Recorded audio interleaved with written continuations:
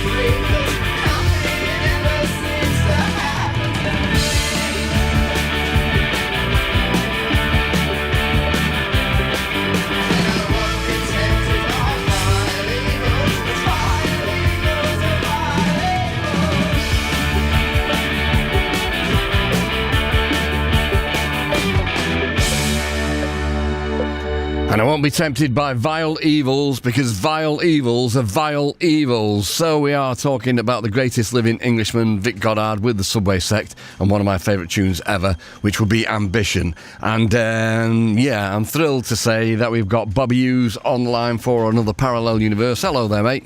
We have, mate, yeah. Hello, mate, you okay? I'm good, thanks, kind, yeah. And so we just need to address something, don't we? Because from the very, very first programme that I did on Six Music, we've been omnipresent, you've been omnipresent. The parallel universe did feature in the very first Rocket Science 19 years ago. Whoa, I know. Well, it was your idea, this, and it's got so much legs, 19 years worth of legs, hasn't it? And it's been, honestly, it has been like such a thrill doing it, and just going through all these music papers itself is just an education, you know? Yeah, you know, but I mean, it was funny because the yardstick that we were using always, kind of, or I was anyway, I worked with Marc Radcliffe for 14 years. That seemed like a very long time to work together with somebody in radio, and we've been doing this for 19 years. It's just kind of, when it hit 15 years, it was a real kind of milestone, not a millstone. A milestone. Careful. No, yeah. And well, you know, we've got some more left, haven't we? And we will look at another platform to hopefully do the parallel universe. Yeah. We'll see how we go with that. We just don't know at the moment.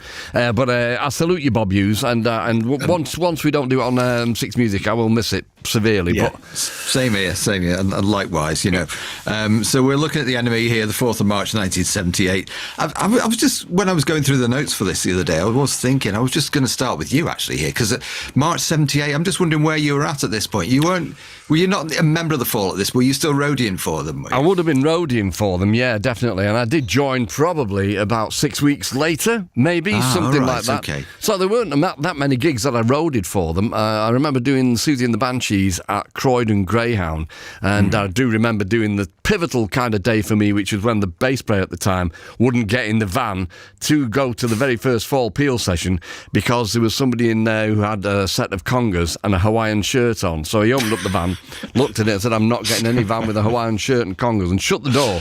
And so we all went down, me just carrying the gear, and Martin Brahma, a house of all these days, obviously in session soon, he played both the guitar and bass on that very first session, and I got the call the next day to see if I wanted to join.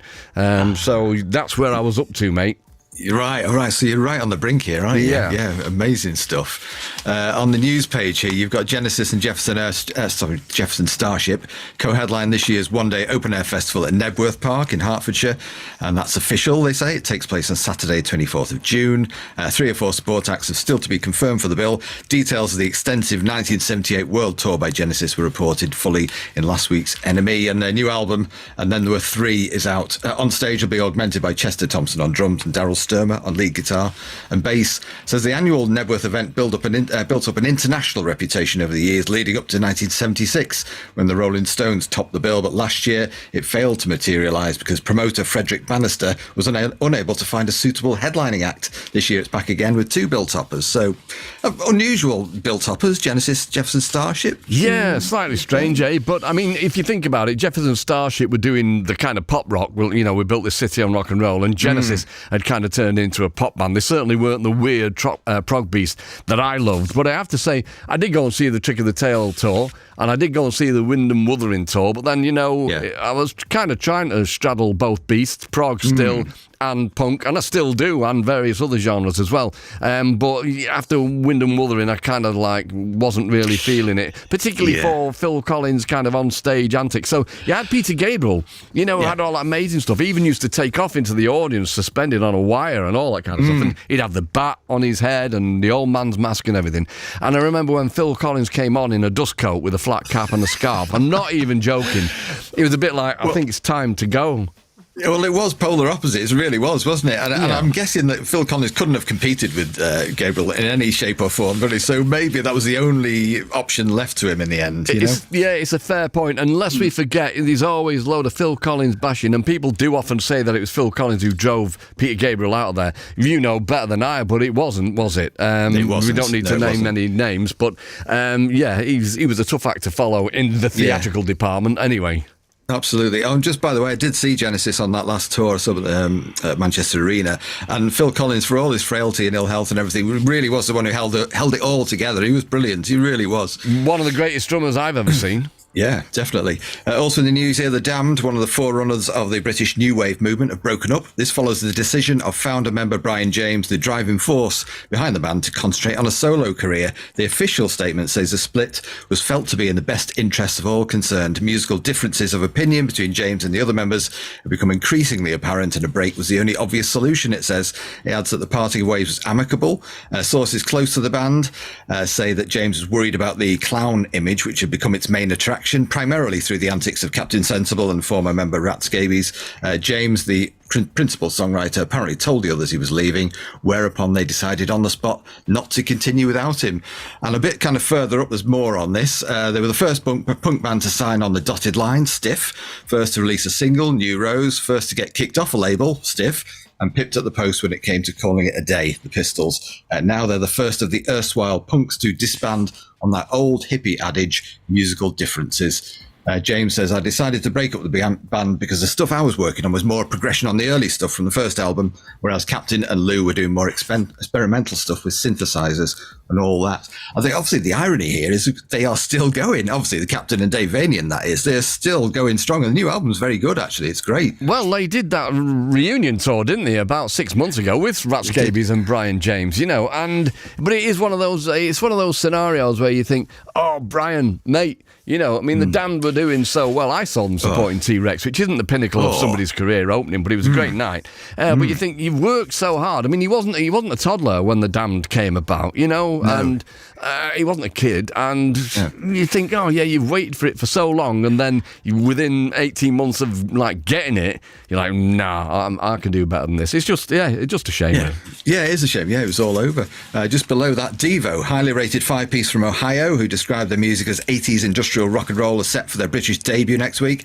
They interrupt recording sessions in Cologne, where they've been produced by David Bowie, aided and abetted by Brian Eno, aided and abetted by David Bowie to play Eric's in Liverpool on the first night, and it goes on to Leeds University and also Manchester Free Trade Hall. Did you see him at all on that first? Oh, mate, I wished I did. I do remember the poster, and I don't know why I didn't go. There's 2 gigs that I really, really wished I'd seen, and I can still picture the posters for both of them.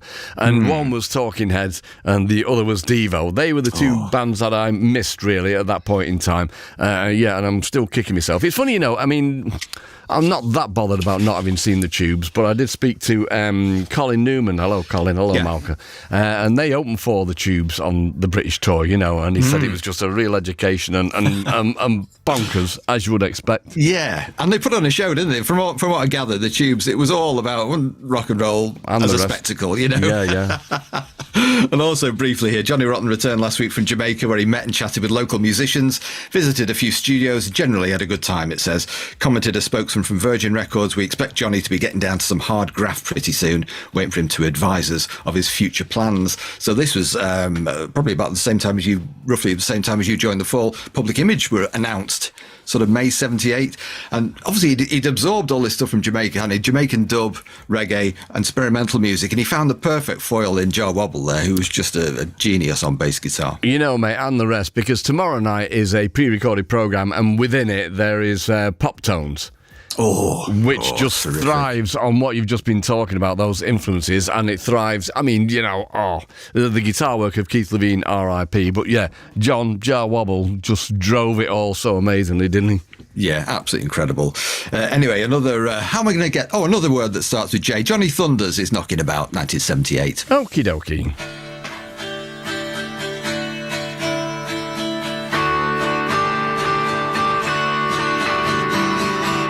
Doesn't pay to try.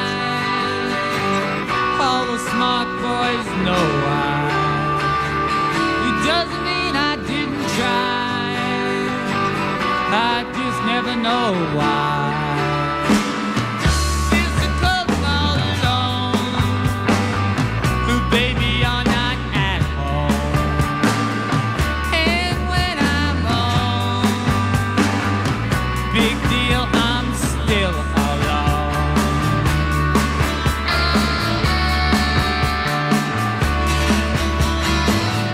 It's a restless I am. Beat my head against the pole.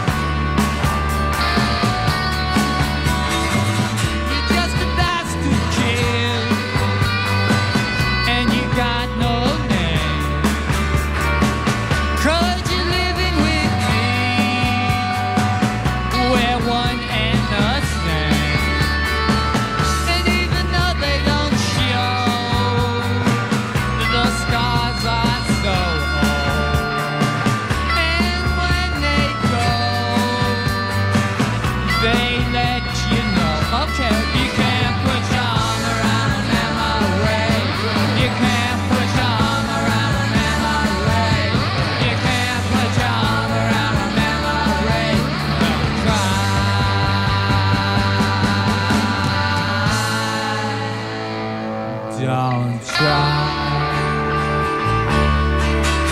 You can't put your arm around a memory. You can't put your arm around a memory. You can't put your arm around a memory. Don't try.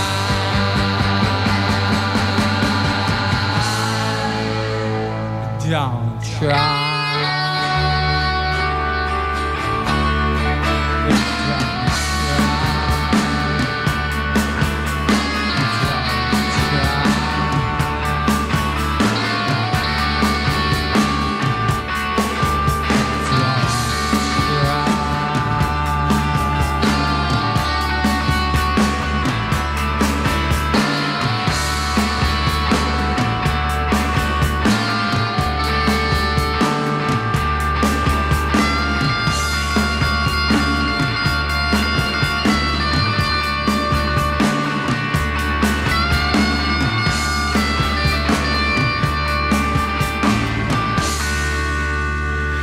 One of the most memorable experience I had of seeing anybody performing live would be Johnny Thunders at the Peppermint Lounge in New York doing You Can't Put Your Arms Around a Memory.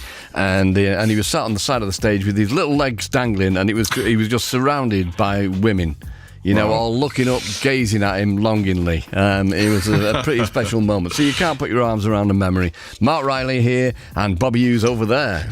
Yeah, look at the NME here, 4th of March 1978, and in the news, The Clash appear in an experimental BBC Two programme called Something Else, to be screened on Saturday at 5:45pm, immediately before Sight and Sound in concert. It's in the nature of a pilot show, which the producer hopes could develop into an autumn series. The idea is that the contents are chosen by young members of the public, who also take part in discussions with the stars they've invited to appear, which sounds like a good idea. And it worked, this was on air for a couple of years, wasn't it? I do vaguely remember Something Else. The Clash were Joy Division were on as well, famously, weren't they? I was going to say, yeah, that is a famous footage, and good on them for capturing Joy Division at that point in time. I know that Granada Reports did that, which was no great surprise because obviously Tony Wilson was the presenter of the programme. In fact, it's funny, we were talking about the Fall before, so they used to have a band finishing the end of the news programme, which was strange, but it's what they did. Yeah, and I can't remember the other bands that they had, but they had Joy Division, but we did one, and we did a tune called Solicitor in the studio, and I went, and the shirt that I had on, right, was, it wasn't good for the camera, you know, if it's got too many stripes on it and stuff, it got a bit wonky. Yes. Yeah. And so they took me to the wardrobe, and I ended up wearing one of Mike Baldwin's shirts from Coronation Street. And we went to all this effort, and we went through the tune a few times, and then it all overran a bit, and we got to do 30 seconds. I don't even know that Smithy sung more than about 4 words, and then it just, the credits were rolling while we were doing it, and then, we went off into the darkness. Oh, I wonder if that's on somewhere you can see. Oh. So Mike Baldwin's shirt, I mean, he obviously was a slightly shorter and slightly stockier guy than you, so how did that fit happen? I can't really remember, mate, but it must have been the closest fit. I mean, you know, if Curly Watts had been on at that particular point in time, it might have been all right. Hello, Kevin. Oh, okay. So, Subway Sect by Paul Morley. So Subway Sect, he says, have been together in some form or another since the 100 Club Punk Festival, September 76. Now comes a sudden burst of concentrated activity. A single recorded 6 months ago and viewed by the group with little fondness and merely as a mark in time. He says it's due out in the next few days, coinciding with a tightly organised tour of the country. They're even doing interviews. Reluctant in the past to take part in forced conversation with journalists, they've now resigned themselves to admitting that such games are necessary to a certain extent. So we meet at their rehearsal studio midway between the Roundhouse and Dingwalls. On arrival, 2 members of the sect are fixing a door onto the studio entrance for a £5 fee from the owner. Right. Upstairs, Vic Goddard insists that Subway Sect are a rock group.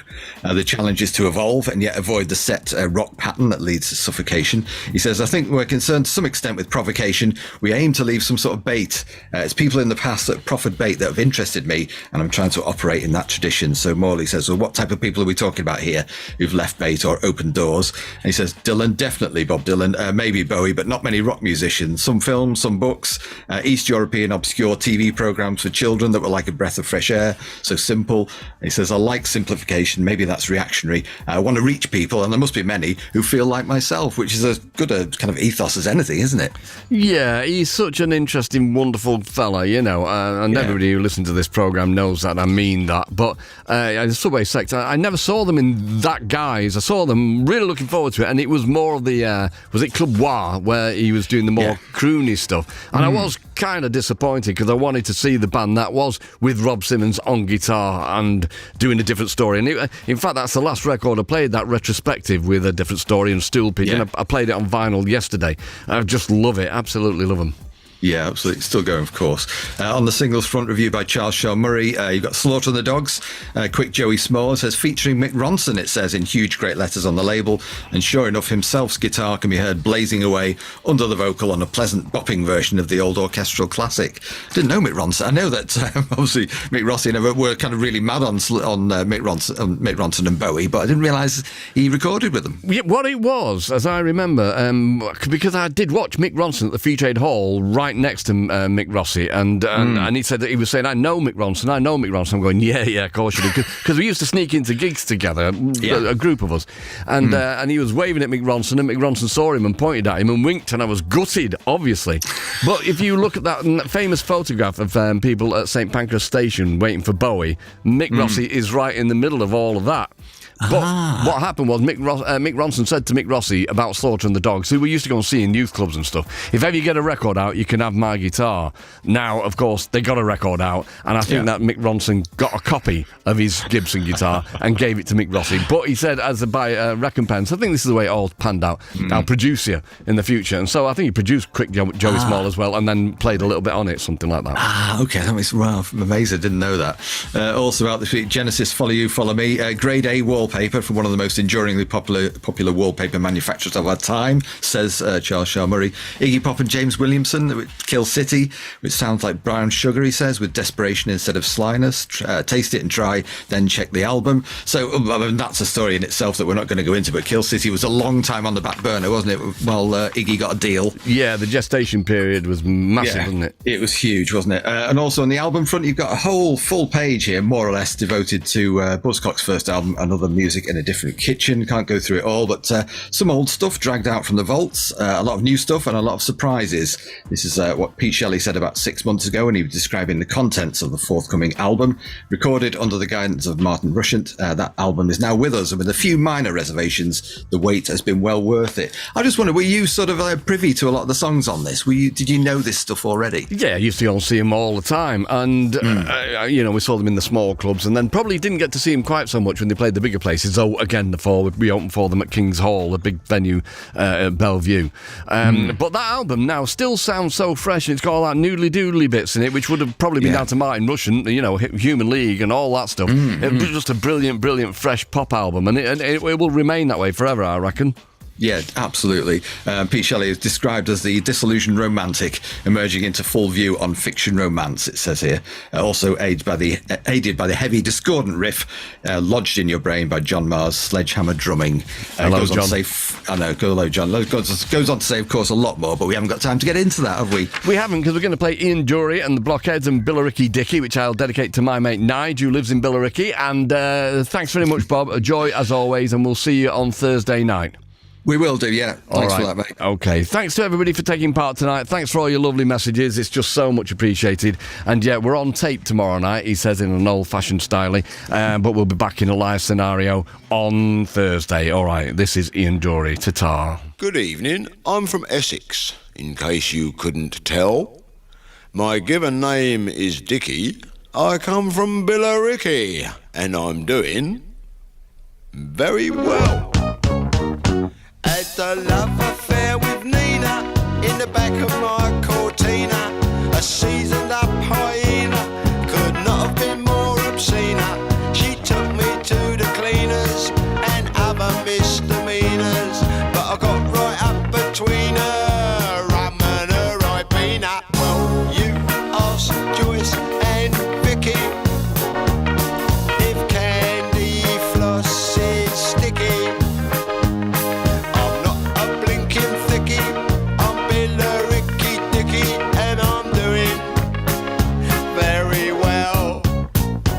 I bought a lot of